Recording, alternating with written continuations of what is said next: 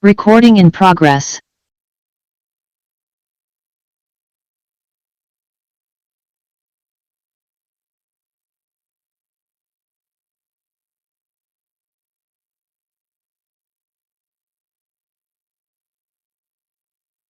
This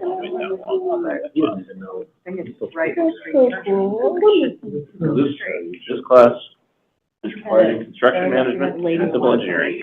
It's also a GE class for global cultural awareness. And they were heritage. And And they it's a good housekeeping. requirement in the global environmental studies minor. Not a requirement, but an option. So it's taking the class is not a must. You're not joining us today? Oh, okay. This is gonna be fun. All right. Channel 17, please go ahead and start recording. I teach that occasionally too. Thank you, sir. Welcome to TMAC today. It is October 23rd, and we have a light agenda, so hopefully we'll get done a little early. I am Beth Province, I'm TMAC Chair. Go ahead. Kahan Shore with Provo City Engineering. David Day with Provo City. David Mickelson with Provo City. Joseph Gandy with Provo City. Firm with Provo City. Breaking tradition, Noah Gordon, not from Provo City. I'm Greg McFarland, Provo City resident and TMAC. Lisa Johnson, Planning Commission rep on TMAC. Golden Golding, Development Service, Provo City. Chicago, TMAC member. David Keller, TMAC. Thank you. Okay, we have action item to approve the minutes from September 18th. Anybody want to? I recommend we approve the minutes. Thank you. All in favor? Aye. Perfect. Okay, third action item, we have a recommendation to amend Provo City Code, and this is going to be presented by David Day. I don't know if I can go as fast as the minutes, but I'll try. So, in our current code, we have different widths for roads based on average daily trips. And our lowest width road is a 24-foot asphalt width, which is about 27 feet from face of curb to face of curb. But it only allows parking on one side of the street. So we end up putting no parking signs on one side of the street. So we've had a request from the city council to propose removing 24-foot asphalt width from our code to force developers to build the 30-foot wide pavement and allow parking on both sides. Now, the 24-foot width is only available to low-volume streets that are less than 400 trips per day. And then we jump up to the next street that's 30 feet wide of asphalt width. Based on, there's some pictures for visual kind of comparing the widths. Those are still pretty narrow. If you can think of a 24-foot wide street with a car parked on it, you don't really have a very comfortable lane for two cars to pass. So there's kind of this weave that goes on, and that's on purpose. The volumes are low, the speeds are normally low because they have to do that weave. But we've had complaints about the width being too narrow, and that, hey, I want to have parking on my side of the street. Why don't I have parking on my side of the street? So we wanted to get some input from TMAC about how all of you feel about removing the 24-foot wide asphalt width from our code. I have a quick question. If the developers are putting in the streets, how do they determine what streets have low volume and which wouldn't? So if they're a low volume and we project the average daily traffic on the road is gonna be less than 400 trips. We allow them to pick that lower road. Does it have to be a certain development type, like only single-family homes or townhomes or? Either one. Yeah, as long as it's a public road. Townhomes are hard because the volumes jump up so quick. But single-family homes, we can put like, upwards of about 40 homes on a road this wide on a single. Have there been safety issues with existing roads? I don't think so much safety on wider roads, but on these narrow roads, they kind of control themselves, because people are nervous. You know, I'm gonna hit that car. Which seems like a reason to keep them. Yeah, Yeah. I think you do. Like I mean, my understanding, my knowledge of what cities are doing is they're trying to put in more narrower streets to improve safety for other users. I would actually advise the council not to adopt this. The one concern, at least when we've looked at this elsewhere, 24 feet of pavement really doesn't, and I don't know how Provo's been dealing with this, the concern even to fit the utilities in a public roadway with the separation requirements between water and sewer and all those, and Provo doesn't have pressurized irrigation, which is yet another utility in there, but I don't know if you can speak to that, David. Has it been a challenge to get the utility even to fit on the road? I probably should have put that detail in here. We have a layout of how the utilities fit, and this is by far our most challenging road width. The water line gets really close to the curb, which is hard to maintain without destroying the curb when you're working on it. And it puts the sewer main normally right down the middle of the road or just a little bit off, storm drain on the other side. And that pretty much takes up the whole asphalt. And you've got communications, power, and gas that still have to go in. Normally those end up going in the planter and behind the sidewalk. So yeah, this is challenging. Also, when we come to intersections, you know, you have water valves and stuff that end up being in the curbs and stuff. What about like, yard waste and? Thank you. The what? Sanitation. Yeah, so the garbage trucks. Yeah. Yeah, they do okay.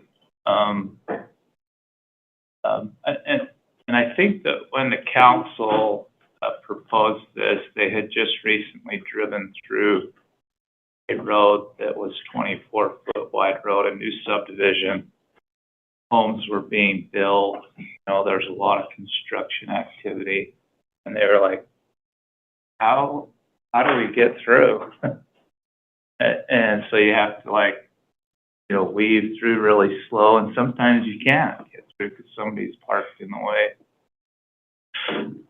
But they wanted us to bring it to them as an option for them to either approve or disapprove of that 24-foot wide width. And so we wanted to get your input, and we'll end up taking it to Planning Commission and Council, and we'll see what they say. But we want to have a variety of opinions. So, Is there a way you could require 30-foot right-of-way, but not 30 feet of asphalt? Deal with the utilities problem? yeah, so go to a 60-foot right-of-way and then have them initially build a 24-foot. We probably could, But then yeah. you guys have the drainage issue with the curb and gutter. Sure. You kind of want to get that in, and then you end up pushing utilities out to those planters, which quite frankly, Isn't ideal either, yeah. with trees. Like the other, you know, we've been dealing with opposite issue, which is most of the cities have been dealing with development community pressure, and now state law changes in reducing the width to a maximum width of 32 feet, which probably came from the fire code. So the fire code, it's up to local fire marshal. It can't be any narrower than 32 feet of traversable surface. So even with your 30-foot asphalt width, I'm guessing you're using the curb and gutter pan Yeah. as part of that, even to get to, parking on both sides. It would be interesting to see, and you probably got a map that shows this, where the 24 feet of pavement has been used in the city up to this point. Like, is it pretty widespread? Is it mostly in like townhome developments where it's more like alley almost? It's like cul-de-sacs, sometimes put it in because those are low volume. And then a connecting road and a new subdivision. We have quite a few out in Broadview Shores, out by north of Provo High School, because they have little short segments that connect between bigger roads. So Are those private roads though? what's that? Are the Broadview Shores roads private roads? No, they're all public. Well, unless they're a common driveway going back to a couple houses. For the most part, they're all public. Have you found that the actual residents that live on these are the ones wishing that the roads, it seems like the developers are always pushing for narrower because that costs them less, and then the actual people in the communities themselves wish they had a little bit more on-street parking. But I don't know if you've heard feedback from the So we've kind of taken a little bit of a hands-off approach up till now of letting the parking kind of govern itself. But it's getting to a point where we're going to have to sign one side of the road or the other. And we expect when we put up the no parking signs on one side, most people are going to say, hey, why don't you move that no parking sign to the other side? You don't actually have a sign, red curb or sign that says no parking on this side. It's just someone's parking across the street. Yeah. To chicane your way through it. Yeah, we just kind of left it self-policing, but it's getting now to where we're going to have to start signing. And I think that will precipitate complaints. Because I want parking on my side, should have no parking on their side. Are there rules maybe that we could look at in zoning, cross-street parking requirements instead? If you were going to put in 24-foot right-of-way, you must provide this many off-street parking spots. Yeah. Is that like at a higher rate than our typical? Kind of interesting. A lot of these narrow roads are going into, I would call it more of a luxury lot location, Right. Where these are half-acre, 10,000 square foot or half-acre lots, where people are building humongous houses. So they have plenty of parking. They have like 5 or 6 car garages when they build. So in a way, they don't really need the on-street. That's what people do. They put everything and its dog in their garage, and then they park all over the street. And then they scream at you if you tell them they can't park on the street. So, I don't know. Yeah, they definitely scream at you. It seems like going to a wider street width creates safety challenges for pedestrians. Like the 30, you still have the storage So problem. from a speed standpoint, yes, but I guess the question, have you had any incidents as far as enforcement with people, if there's that many cars and you're chicaning, people getting hit because you can't see them? And I guess having to be a problem there. yeah, I'm not aware of any accidents. More of just perception that I want to be able to drive through here at a certain speed, and if I can't, then it's a problem. But 30 feet isn't a whole lot wider. If you have a car parked on both sides of a 30-foot wide road, your travel lanes get really narrow, and most people, if they were car parked on both sides and the cars come the other way, and so I don't know if I'm gonna make it kind of thing. You will, as long as you're not way off, but I'm not really bothered by that, right? I think it's okay.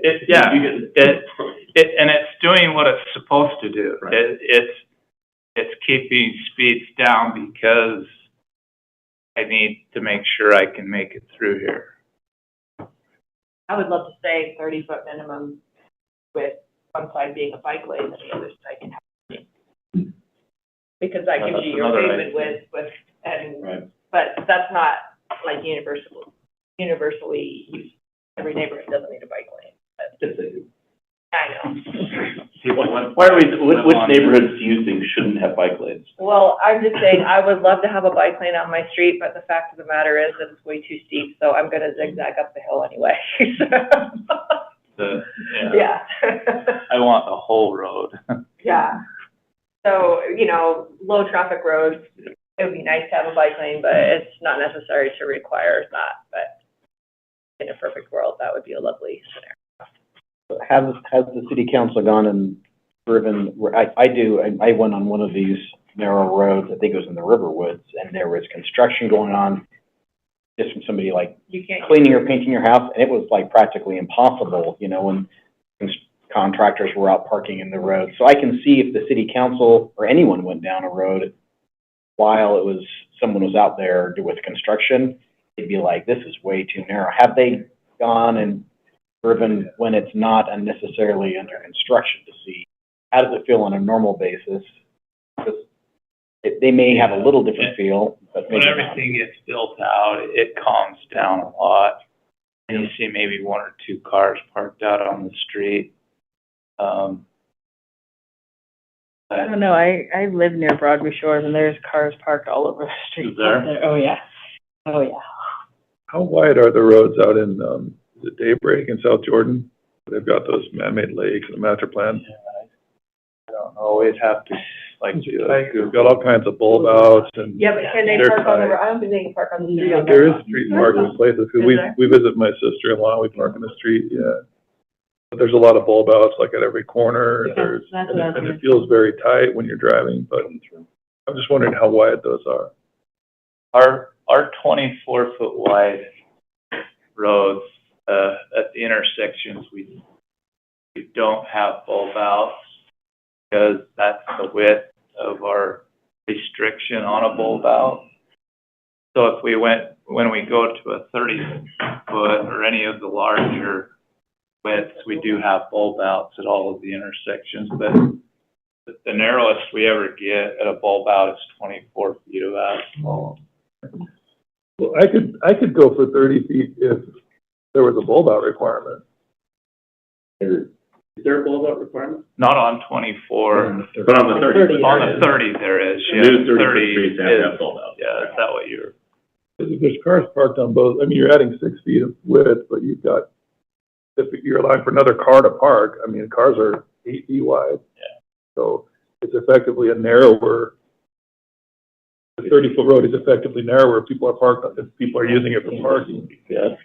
If you require the bulb outs, it would, you know, So you can kind of do the math, kind of like Noah was doing. If you add got about 1.5 feet pan on the gutter, but if you only add a foot, so your 30-foot road, you really have 32 feet, right? If people are parking close to the curb, and so divide that 30 feet by 8, that's four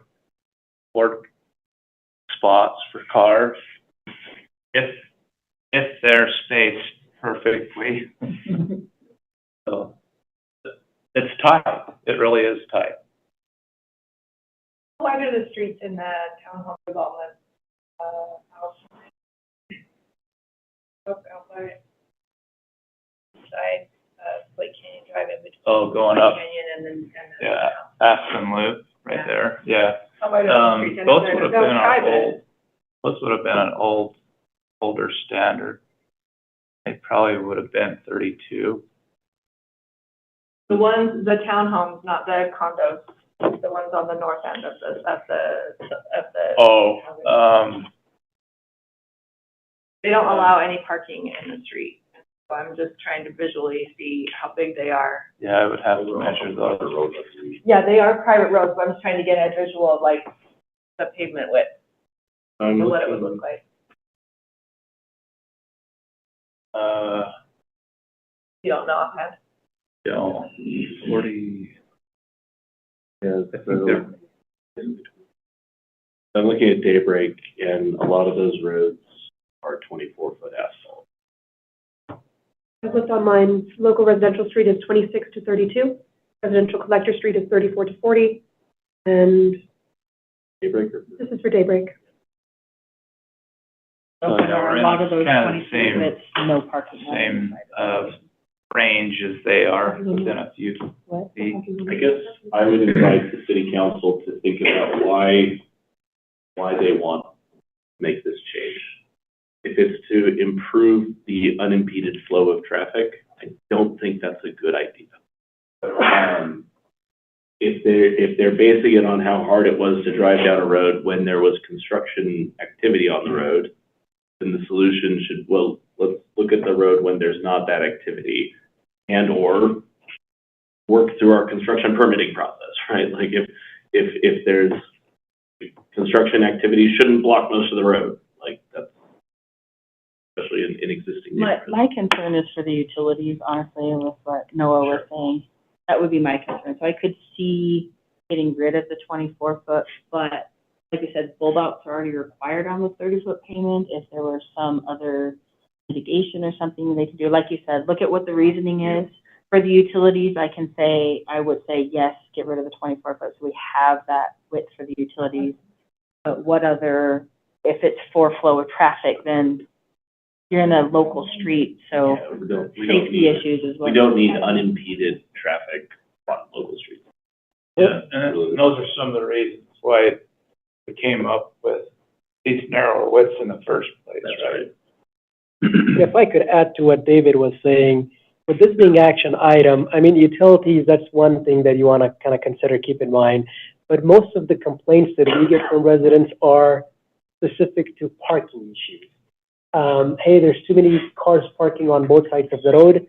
I cannot see a pedestrian wanting to cross. So back to the safety, sure, widening the road, you're adding that part of maybe adding a little bit more to the speeding, and that could obviously affect your safety, but then also narrowing it, you're causing sight distance issues. People cannot see cars, vice versa, pedestrians wanting to cross. A lot of issues with people getting tickets because, again, for that reason, they're parking too close to maybe intersections or to the crosswalks. Parking is always an issue with a city like Oklahoma City being a college town, right? So you got to keep those things in mind, that there's parking being one thing, snow plow being the other item, and then the third being the issue of lack of sight. So there's a little bit more to it rather than just maybe was it during the construction time or not. Yeah, I mean, let's find out what they care about. Yeah. But I don't think reducing traffic friction is the goal. I would say if they decide not to go to the 30-foot now, if you decide to start signing on the side of the road, they'll be revisiting this, because you know it's going to come up from a political standpoint. So when you start signing, if it can self-regulate, but it sounds like that's probably not going to happen. We do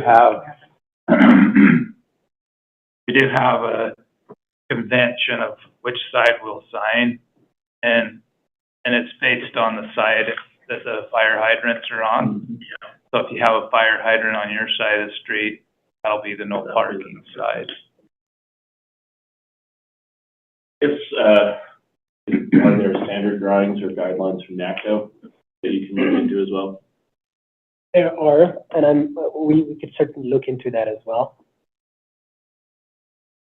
I would say this is a action item. I can make a motion that follows what we just talked about. Okay.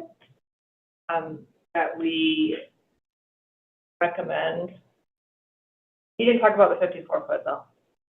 That one's too big, we want to exit out of the code? It's a 50-foot, 40, It's the 54-foot same thing. right 54-foot right of ways. Yeah, Yeah. so when I say 24-foot, okay. 24-foot asphalt. I'm just, Okay, I thought there were two different I'm items. talking about the 54-foot right of way, so I Gotcha. probably should have made that connection. Okay. That we can forward this to the municipal council, but, with caution about why they're doing it and whether it actually accomplishes it.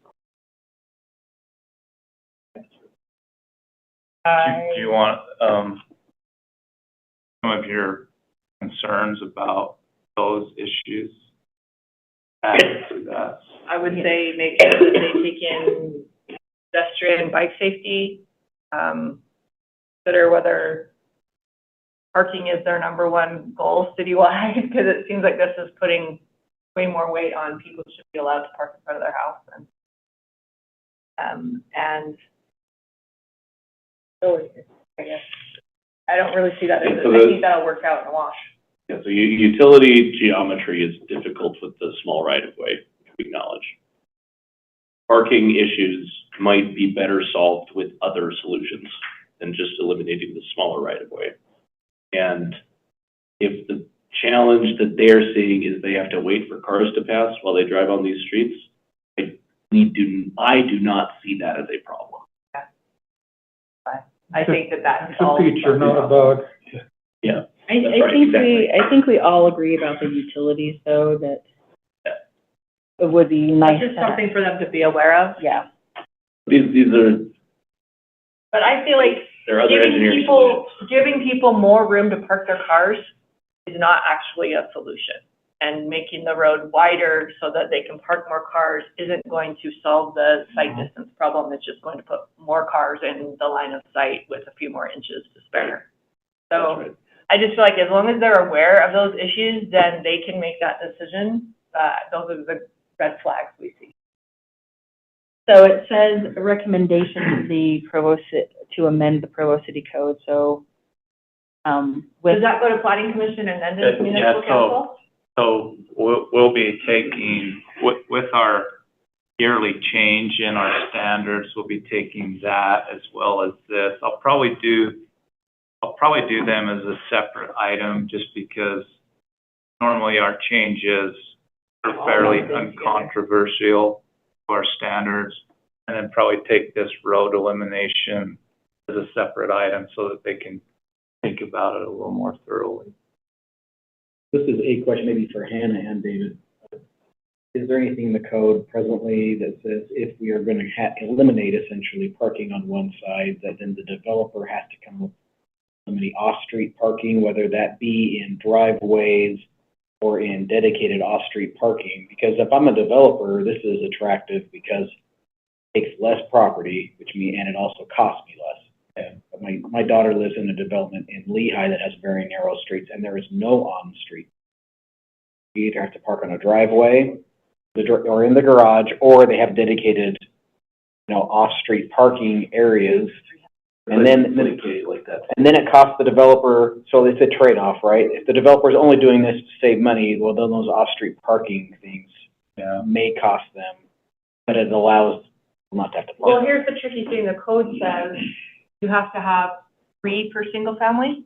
2 per single 2 per family, single family. and with the caveat that you have to provide off-street parking For for the every number of vehicle. vehicles operating from that property. But that's Who's going to police that? That's impossible. No one to did. police. In theory, It's impossible. but it's impossible. It's going to be impossible. Good luck. So that's why for requirements, like, because if you go down the street, there's 4 cars parked in front of a house, it's because they're using their garage as a storage unit. Right. And like, you can't force somebody to park their car in their garage without saying you can't park on the street, at which point they We scream. can do it on the street like this. And this is where the parking on the one side, from a planning perspective, just to answer your more targeted question, is ideal because it does allow more dense single family developments, which are already kind of sprawled out. Utilities are geometrically a little bit more difficult, but not impossible. There's a reason it's 24 and not narrower than that with cars and utilities and stuff. Adding maybe 2 feet going to 26, if utilities was the concern, would solve the problem while keeping it single-sided. Like there are, again, like identify the problem and solve only that problem as much as you can. But we don't want to entirely, of course, get rid of on-street parking because somebody in this neighborhood is going to have a baby shower or something. And you're going to need visitor parking or parking for vehicles that aren't operating from that property, right? So this was already that compromise between more dense single-family land use, natural traffic controlling measure behavior, induced by design, and also providing that on-street parking. From a planning perspective, this is a lot of other communities are shifting to. And just going back to if it isn't working, if there are other problems that are arising out of this, it's wise to again identify exactly what those are and try to tailor the solution, because this solution is already very well tailored. Current problems. So it sounds like you're in favor of leaving the 24-foot as an option. I am a staff support and have no opinion, technically. I would need to find out what the problems were. If I were doing an analysis on this, I would need to find out exactly what the complaints are from residents, hear from residents in these neighborhoods. I live in a neighborhood like this, and all of us love it. We love it smaller. We like that we're less scared for us. Yeah. So Who's Who's complaining? who's complaining? What are they complaining about? What is their relationship to this neighborhood? Do they live here? Do they drive through it? Are they visitors that struggle to find parking? I feel like there's more information needed to hone in on what the problem should be, so you can identify an appropriate solution. That is just me looking at it as an analyst, but you are TMAC, it is your job to make a recommendation. Are we still okay with saying, yeah, go ahead and present it to them, and then with those bits of information of things we want to understand? I keep looking for a motion that I can second. Well, that's what. Well, no, so it sounds like they're And I think maybe what we need to do is say, be very, very cautious about that, and please read the discussion in the minutes or view that we had, because this has been a pretty exhaustive and thorough discussion. It is fair to say, given the current information, we would recommend against it. However, these are the points of information we would like to see to feel comfortable debating this enough to give you a real answer. That's a fair way. What Hannah said. Let's do that. Second. Yeah. Okay, I'll make a motion that TMAC feels uncomfortable with this recommendation. Not all of us feel uncomfortable with it. You can vote We can against vote it. on it. I know, we're voting This on is an it. action item, we don't do this very much, but Yeah. that TMAC feels uncomfortable with this recommendation as is. But if you feel it needs to go forward, we would like to see information about what you're trying to accomplish, specifically safety issues, parking issues, utility issues. One more concern. Maybe this isn't, how does it impact price of housing? You've also Did you get all four of those?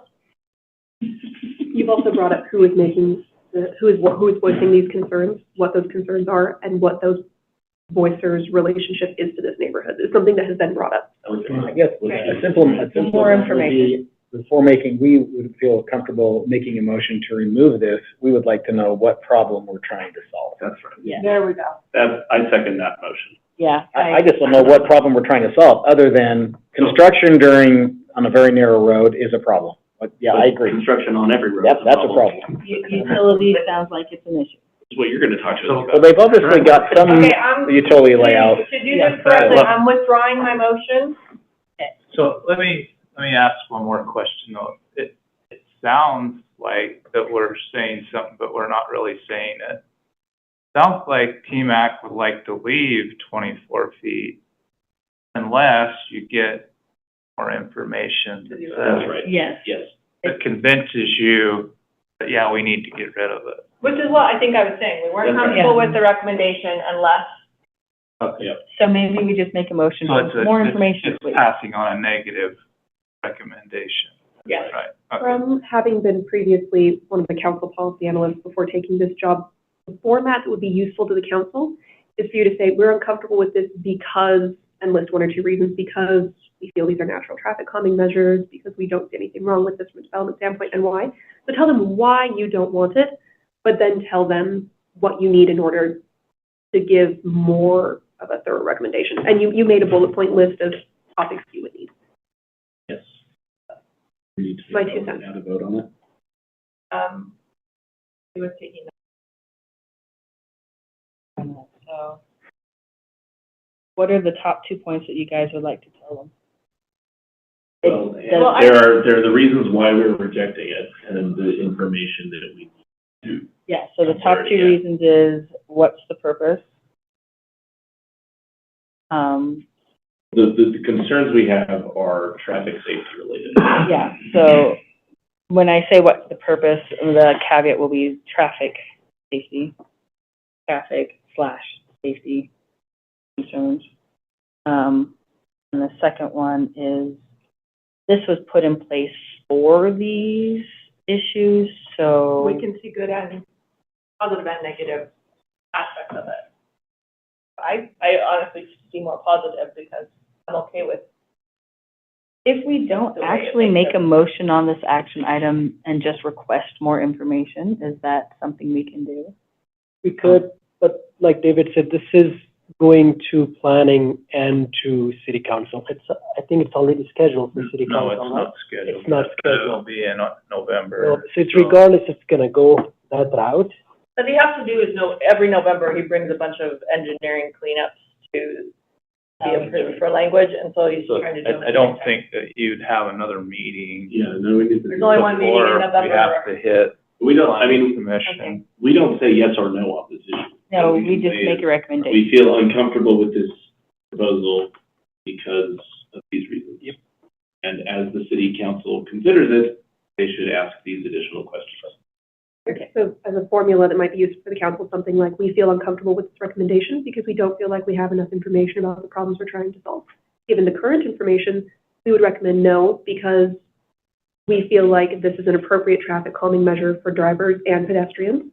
And we feel like it is a trade-off in minor inconvenience to greatly improve public safety. And that's a trade-off that we're okay with. But like, I'm trying to gauge what you're And they saying. would also potentially increase the cost of housing. Yeah, and we're concerned about increased cost of housing and increased sprawl.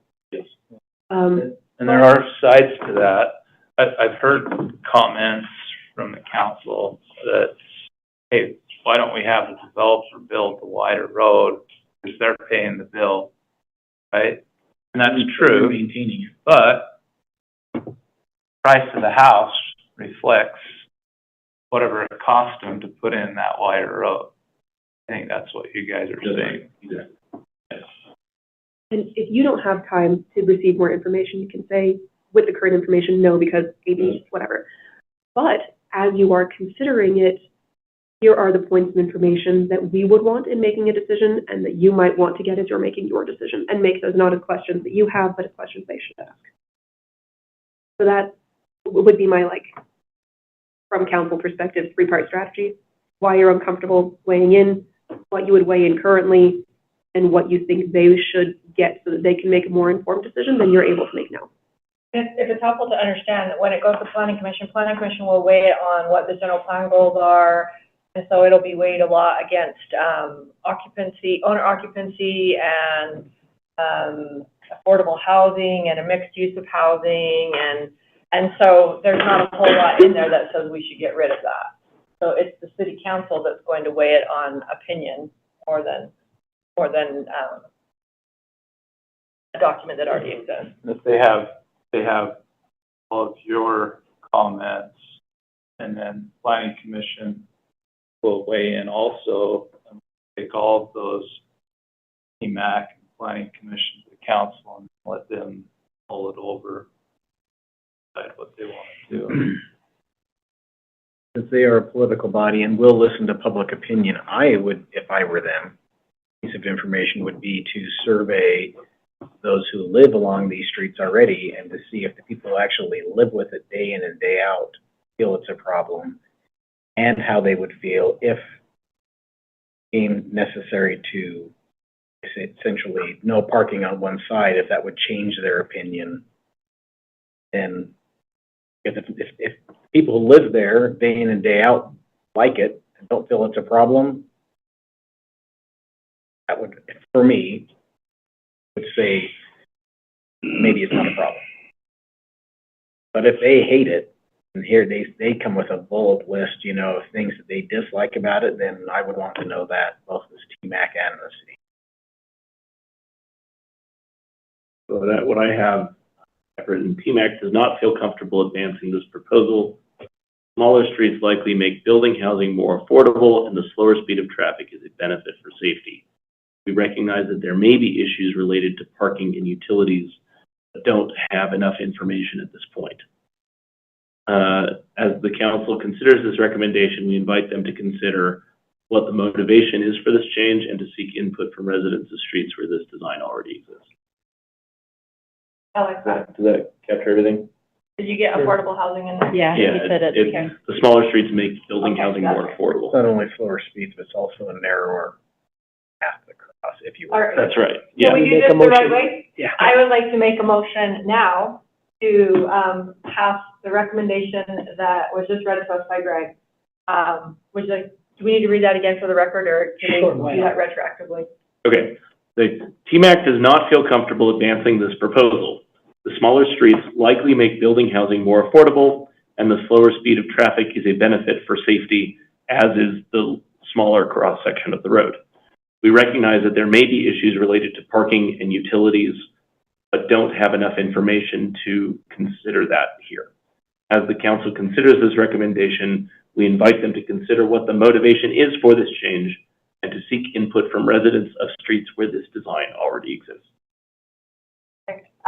I recommend that we pass that, that recommendation. I motion that we pass that recommendation on to the planning commission and city and municipal council. Oh, you waited so long and you stole it! Okay, all in favor? Aye. Any nays? Okay, it looks like we're all in favor of that motion. We'll make sure to email that to Judy. You make sure that the minutes note that they seconded it at the exact same moment. That's exactly. Dual what second. Seconded by two people. Maybe that should be the way it always is, right? Yeah, I'm copying this and emailing it to you. Thank you, Kay. Perfect. David, that took way longer than my approval. I'm sorry.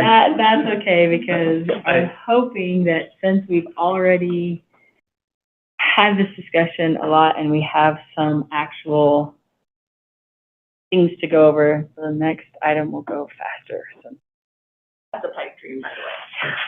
I've had this pipe dream for the last couple of times. One of these days. We had This is an email from our Councilwoman McKay. She wasn't able to make it to this meeting. She wanted me to share this. It's her basically getting some complaints and frustrated citizens reaching out to her regarding, again, issues that we're seeing with micromobility. So I wanted to make sure I share that with this body. Should we read that out loud, or? Councilwoman McKay wrote, "Sorry, I have a meeting with CSD and the council. I have been receiving a lot of feedback." Maybe I need glasses. Holy cow. "I have been receiving as lots of feedback, any scooters, e-bikes, and motorcycles, little bikes." She's been receiving a lot of feedback about micromobility.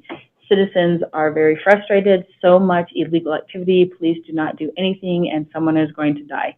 Drivers are terrified of these speeding kids not obeying laws and that they might accidentally hit one someday." And We this, share that opinion. yes, that has been one of the biggest driving forces for me behind all this. Kendall was kind enough to share a lot of her opinions, and Vern wrote something that I think that we could all kind of get behind. So if you want to scroll down, right there. "The Transportation Mobility Advisory Committee is concerned about the safety and the use of micromobility devices on public sidewalks and public streets. We believe that the following issues should be better addressed in Provo City Code. This is a recommendation to the City Council to consider these things. First, safety and age requirements. Consider raising minimum age, set the minimum legal age for operating a motorized conveyance, e-scooters, e-bikes under certain classifications, etc., on public streets or pathways to higher than 14 years old. B, consider mandatory helmets, requiring all riders under the age of 18 to wear an approved safety helmet while operating the device. This is a common requirement in jurisdictions with lower age limits. Number 2, riding location and speed. Consider how to balance micromobility use on sidewalks. B, designate riding areas. Micromobility devices must be operated on bicycle lanes or multi-use paths, streets with a posted speed limit of 25 miles or less. Riders must keep as far to the right as practical. C, consider establishing a citywide maximum operating speed for micromobility devices at 15 miles per hour, aligning with the international standard. D, require shared rental devices device operators to implement geofencing that automatically reduces the operating speed to a walking pace, example, 6 miles an hour or 10 kilometers per hour in designated high pedestrian traffic areas such as downtown sidewalks, parks, and university designated walking zones. Number 3, traffic adherence and equipment. A, traffic law compliance clearly state that micromobility riders are subject to all provisions of the Utah Traffic Code, including making a full and complete stop at all stop signs and red traffic signals, yielding to pedestrians and vehicular traffic where required, and signaling turns. B, mandatory equipment require all devices to be equipped with a functional white front light and a rear red reflector or light for use between sunset and sunrise. Was that the rest of it? All devices are all electric Oh, there you go. devices, or? All micromobility. So micromobility, certain classifications of e-bikes do fall under what this would be, but other classifications. I think in the state code, e-bikes are kind of their own. They have, because e-bikes have their own stated regulations under the state code that are similar to this. But micromobility, they are looking more at like scooters, the one Can we wheel. define it anywhere? We We took, first need to define what micromobility is. before we yeah, make a so whole bunch of rules for he it. defined it up, just really quick. Finish reading the first Yeah, one. the third one is parking regulations, establish clear rules requiring devices to be parked upright and in designated zones or parallel to the curb, ensuring that they do not block pedestrian right-of-way, the sidewalks, and keeping the sidewalks a clear zone. From our previous discussions, which have been numerous, the challenge was not that we were lacking rules. Telling them about them and enforcing them. It's enforcement and communication. And this body is neither an enforcement nor a communication body. Provo City Police are responsible for enforcement, and the mayor's office is responsible for communication. And yeah, like, all these are good ideas. A lot of them are already in state and city code. These are actually more stringent than state code. This would be banning an age above 14 from using motorized vehicles. Is there a compelling reason why we should draw it at 14? Other than we want to be tighter. I think that. He said above 14. He said above 14, he didn't really say what age. Yeah, so state law is 15. No, What is the state law? 8 8. with parental supervision. With higher supervision. And that was the question about what does supervision mean? Are we talking direct line of sight adult supervision, or are we talking mom said I could use it? Supervision? With the speed consideration on these things, my personal opinion is that there's no way a parent can actually have parental supervision over a child operating these. And if they still have bicycles or rollerblades or skateboards or any other, we're not stopping them from mobilizing around the city. We're just taking that factor of higher speeds and greater risk. Where this gets a little bit mired down is in definition of what qualifies. I think it's a little bit easier to say what definitely is not legal than it is to say this long list of vehicles is what we consider to be micromobility, because the list gets longer every day. Every day somebody makes some new wheeled conveyance with an odd number of wheels. And Kind of why we said operating a motorized conveyance, yeah, because that is a wide range, like you said, whatever they decide to put a motor on there. and I agree with that. But then, you know, you have the Barbie Power Wheel that goes 2.5 miles an hour, and I feel like that's a toy, not a. but it is a motorized conveyance. So we It has a motor, it moves people. So, and I don't want it on the sidewalk either in downtown. My class 1 e-bike, e-assist bike, I easily get it to 18 miles an hour. Do I need to slow down my legs on city streets? because it's an Using a e-bike. motor or not using a motor? Yeah, when Pedal I, assist, so mine. yeah, pedal assist, but even on my Fazari road bike, I regularly get to 20, 22 miles an hour just under leg power. Well, Is that if you're in the bike lane, well, my I don't have, person is- state law says I don't have to be in the bike lane. Let's see, then for me, if you were on the sidewalk, I would say you should not be going that fast. I'm not on the sidewalk, I'm in the motor. Well, but then you're following the Sure. rules and laws of the road. I'm not convinced that more rules is the answer. And I don't think I will be by more conversations. I did like what we talked about last time where we, partner with the schools during their back to school and parent teacher conferences and. Do safe routes. Not just the safe, because that's more of a conversation in a community council, but I feel like we need to get the information to parents and children alike. And I can't think of anything that's more all-inclusive than a parent-teacher conference event where you could have signage and education opportunities for every single person who walks through the door. And it would take a lot of work, but that's the only way I can foresee that the information gets out there to the population. So what information do you want to get out there? So are we going to completely ignore the complaints of the citizens and just say we're not doing it? No, I'm not saying, I just think that this by itself isn't gonna solve the problem. This only helps if people know.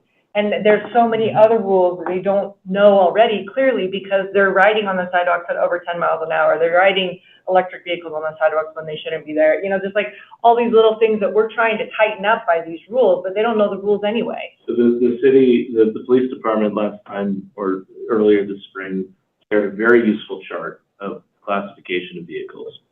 We recommended that the mayor send that out to all city residents. Did that go out? Yes. Okay. But did it go out through Instagram pages or did it actually go go through out? a utility bill? It came through my utility bill. I don't know. I paid automatically. I never looked at it. And that's the and that problem But with then, information. yeah, so are there other venues of education and communication that we need to be exploring?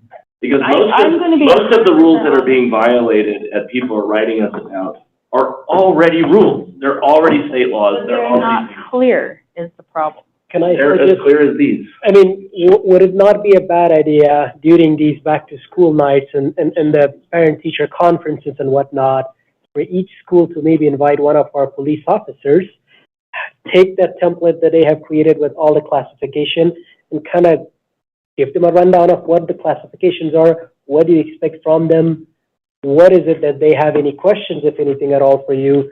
Maybe something like that would be helpful as far as education side of things. I think that's a great idea, among many other things. We could also put permanent signs at all the bike racks at all the schools. We could post it at the beginning of trails and like, it should be everywhere. They should know it by heart. We could, direct Provo City Police to do a micro-mobility enforcement week where they go around and really focus on What writing are they tickets to kids. enforcing? The motorcycles in the parks, the things that people are complaining about. Like that's a very obvious one that can be E-bikes easily on the enforced. sidewalk. There's some low-hanging fruit, right? Yeah, So that's we right. can get really technical about, there's a lot of really technical issues, but there's also some low-hanging fruit that I know that, you have impounded. Vern told me, is it Officer Bruff? I'm sorry. Yeah. Vern told us last meeting that you had actually impounded a couple of the Sur-Ron bikes, and that I have seen some enforcement on those. Yeah, we're probably over 100 on e-motorcycle impound. That's just a number that I can pull off the top of my head. Yeah. Since that school started. Those are like the real fast ones. Sur-Ron, Yeah. Solaria. Kids doing wheelies down the road and no license plate. I'll tell you, back what you guys are saying. Can't tell you, because most of them are juveniles, like the parents, they are clueless. They have no idea what the law is. Do They know they what the change law their is. behavior when you tell them? Because otherwise this is just. I've never impounded the same person twice. But we have stopped the same person. But it does solve the problem that they had no idea. So now you're giving them, hey, this is the law. 100%, and then get into these micro-mobility devices, like the electric bicycles. and I'm sure most of you probably have kids. Look at the bike racks at the elementary schools. Kids, like, That have no parental. they're very, So they're already breaking the law. Is the problem that the law isn't there? well, there, Yeah. right, but parents. Nobody knows about it, and that's why, Parents aren't educated, parents aren't paying attention to So it. you have the ability to impound an e-motorcycle Kind of an e-motorcycle. because the vehicle that's not legally Yeah, registered. a scooter like that. Sure. can you imagine if you went to the. But is that what we want? But is that what we want? Like that's the question. I don't actually have a problem with a fifth grader riding an e-scooter. It makes it very hard to even cross. The differential of speed, like sidewalk with a 20-mile-an-hour scooter. Right. I saw one the other day, and I was kind of back a couple cars.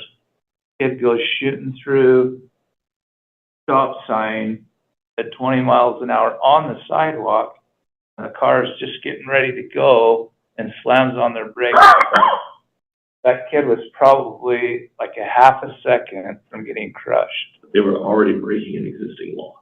Yeah, they were. Not to mention putting themselves in danger, like, I know of a 22-year-old that busted their teeth out and, and broke their arm because they were riding I a broke my arm and scooter. busted my teeth out at 22 on a bicycle. Right, like, it can happen no matter what, but if we can keep them from riding scooters on sidewalks, that's a step in the right direction. And, yeah, again, I've said enough on this. I do not think we need additional rules. The rules we have are sufficient. They do need to be communicated and they do need to be enforced. I don't think the rules go far enough to provide safety for the children. We agree, but unless we enforce the rules we have. So you're going to stand by an elementary school and impound every child on a No, bike? educate them. So we're not, so you don't want to enforce the rules that we have? But what? I Because think you we just need- said enforce the rules that we have, I move but that you're we not move along enforcing to the different issues. rules that we have. Because this, Okay. in 6 months, we have not done anything on this. We've actually done quite a bit on this, but we will move on to the next item. And that would be engineering staff at 820 North Bridge and the University Avenue Bridge replacement. Yay! So these are just gonna be quick updates. We'll go with 820 North first. So last week we had, just a small open house to kind of kick off, let everyone know who the contractor is, meet the contractor night essentially. And we had a pretty good turnout. What we showed there was just our detour routes, which we've kind of reviewed in here prior. The official ones haven't been posted yet, but we're utilizing 500 North and Independence for that route around the closure at 820 North Bridge. So our contractor will be starting work on November 10th. That's the anticipated date, as when the bridge will be closed for 6 to 7 months, is what our estimated timeline is. That could change, but that's kind of what we're hoping for. So, but as we kind of go through, and if we kick off, all the information will be posted here to protoriverbridge.com. This is where there'll be construction updates, videos. We will be pulling time lapse or videos of certain milestones, and anything that kind of happens will be posted here. So we're looking forward to start this project in a couple of weeks. As far as pedestrians and trail movements, I think we've reviewed that. It's maybe a couple of months now that we've done that, but we'll be moving pedestrians around the closure area as well, both east-west movement and all along the trail. We'll have detour routes to kind of move people safely around our construction site. Any questions on that? Will they still be continuous? Like, if someone starts down at Utah Lake, do they know that they're still gonna be able to easily get to the north side of the barricade? We'll have signage along the trail in either direction approaching the bridge. I don't know if we'll post it that far north, but it will still be continuous. You'll just have to take kind of a small detour around there. I just remember when they closed the trail for the front runner bridges, the detour wasn't small. And then you would get to the other side of the detour and it actually didn't connect and you had to turn around and go back, so. That's will be smaller. Yeah, these are 3 blocks you know, just kind of bump out around, get back to the trail. And we've upgraded all the ADA ramps this last summer so that that route is accessible. So Pedestrian bridge north of that. yeah, so that will be mainly used for our east-west movement. Anyone traveling along 820 north will be pushed up across that back to 820 north. So those are our main routes. Yep. Okay. Let's go to the UDOT website. So the other project, the University Avenue Bridge, which we conveniently have timed both bridges at the same time. So this is well underway. They are doing construction, so they have done some potholing and some bridge surface repairs. If you go northbound, you'll see kind of those two northbound lanes have been patched. That is where they'll shift traffic here in a couple of weeks as they start demolition and construction of the west side of the new bridge. Right now, they're working on some modifications over on State Street and Lakeview Parkway, doing some modifications to that intersection, as that will be our main detour route for this bridge. There still will be one lane of travel across this bridge north-south through the duration of the project, but it may not be comfortable to go that way. So they're doing some intersection improvements, both with the signal at State Street and Lakeview Parkway, as well as kind of widening the southbound on State Street to provide a longer turn lane and kind of pocket there, right turn onto Lakeview Parkway. And the left Oh, turn all at the way 500 over there, okay. Through and at 500 South can be closed. Construction. Through on 500. Like across Yes. through the- Yeah, so 600 South and 500 South will be closed for the most part through construction here. So. One change that'll happen is north-south, which currently doesn't allow left turns. When this is all done, we'll have left turns. North South will. North Fifth South. Because South- you're Fifth getting South rid of will be them on shut, Fifth. right? South will be shut. Or right and right out on. Yeah, right. Yeah, that and 6 South. Yeah. Six South will still have underneath, Under. They'll have underneath but it won't connect. to the line. on, is it on both sides? I think it's just, It's just on the north side, right? well, there will still be there will be, yeah. Continuous. It'll go Yeah. east-west, but you won't But be you able won't be to able get to go to up it from to the your- west side. Correct. Yeah, that's right. So look for updates here. This is their website. It's on the sheet of paper we passed out, but this is where they'll post updates and whatnot. What's the timeline for finishing a whole year? I believe it's 2 years. Fall of 27 is when they're slated to finish construction. So cut half of it off, leave 2 lanes, build it, and move traffic to the new, clear down the other 2 lanes, and then build the rest of the bridge. So we're hoping it doesn't tip over. Should be all right. Do you remember like 10 years ago when some truck crashed into the barricade and because it was so old, it just went right off the edge on the west Yeah. side? Yeah, on that west side. Yeah. The funny thing about all these projects is, Dave's doing that 820 North Bridge. We started applying for money to replace that bridge about 20 years ago. And so all of a sudden, oh, we got funding, let's do it. Then UDOT's like, hey, we're gonna tear down University Avenue. And it's not just those 2 bridges. We also have funding and a project pending to redo the trail on Columbia Lane And station. at Provo River and make that a nicer trail. But luckily, that's not ready to go yet.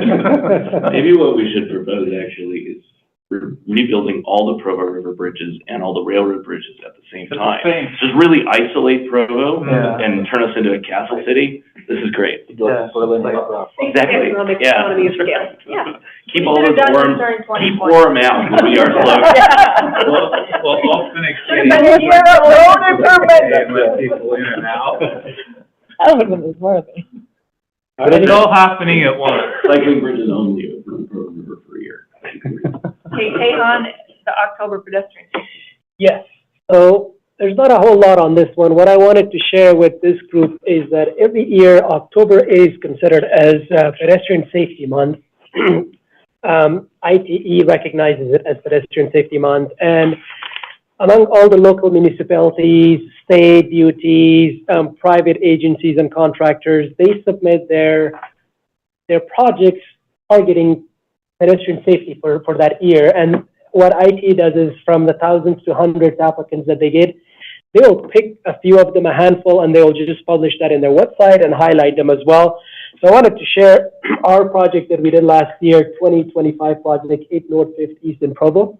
I submitted that as a project for ITE to review, and they considered that as one of the highlights for the projects that they wanted to highlight and publish in their website. So that was a chosen project, but also I want to kind of go down to some of the other years. Aaron, what are you going to do with all your bonus money? There's no such thing. I know. Which is fine. We don't do it for bonus. Good job, at least. He's We can got a do that Macy's here. and get an ice cream. Hey, I see here, they see it, we all work together, yeah. He gets as much water as he wants. That's true. Third Thursday. I feel like we need a round of applause. That's Thank really impressive. Congratulations. It's awesome, and this is a project that we all worked as a group, so the whole group did a great job.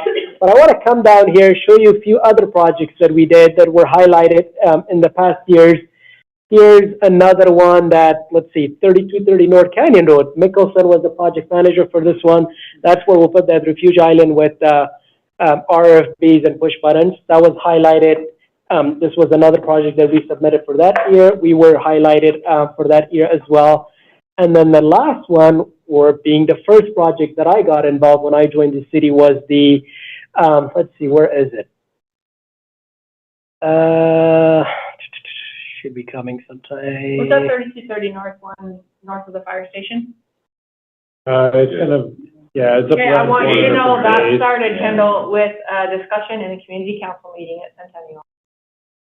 Well, there you go. And here's another one. This is when BYU was renovating their College of Arts. There was a lot of traffic that was crossing that free flow right-hand lane that was going from University to Canyon Road. So to make that a safer, basically safer for pedestrians, what we did was we shut off one of the free flow right lanes. We put refuge islands, not refuge island, we put flashing beacons there with push buttons, and that helped a lot with the project that we had, because the construction wasn't going to happen for another year or so. But for that meanwhile, we wanted to do a tactical urbanism, if I may, to make that crossing or that pathway a safer pathway for pedestrian. This was also highlighted in IT's. How many projects were on? 3. We're the Well, most. we had 3, but how many, like, There's a lot. I mean, I could just go on and on. It just do keeps. we have 2% of them? Do we I have don't know percentage-wise, 6%? but I know we are the most in the few years that I went down. We were chosen or highlighted the most compared to all other municipalities and local cities and whatnot. And this isn't just our region, is it? This is nationwide. Yes. So, like, that's pretty incredible that Provo was chosen that many times with the project. Joseph, what is the PIO doing? What is the PIO team doing so that residents know how much work the city is putting into making their community safer and the recognition? Yeah, so when we have stuff like this come up, we've been posting different things on social media. So this year we've highlighted kind of the refuge islands, the flashing beacons that we've been placing. And so we always try to highlight some of those big projects. But yeah, we're doing a lot, and sometimes it's a lot to try and publish everything that we're doing, but we really try to highlight some of the major ones.